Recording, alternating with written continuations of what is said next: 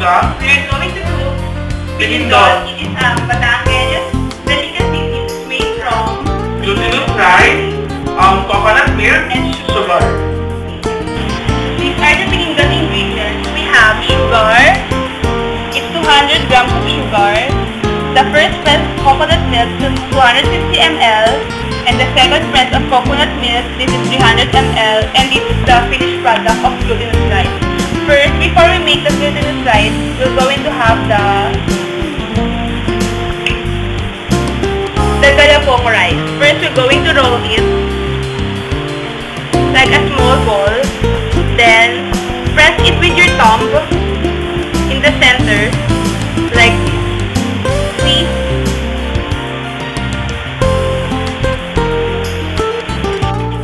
First, we have to boil the second press coconut milk.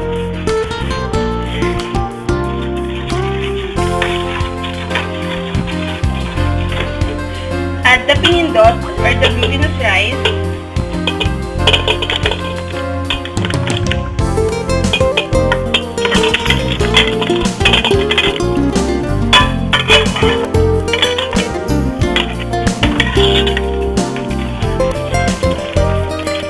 And boil for 20 minutes. As you can see, it's already boiling. The pinindot is already soft and kind of sticky. We're going to add the first pressed coconut milk to make it creamy.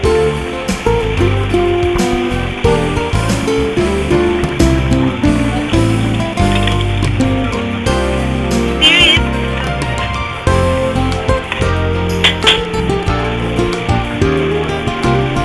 And adjust it with sugar.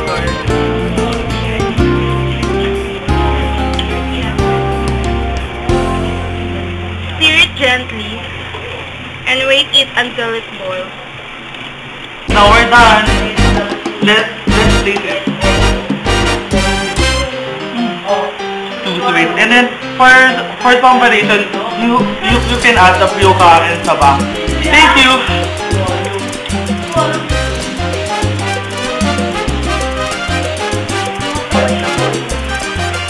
Bye. See you next time, guys.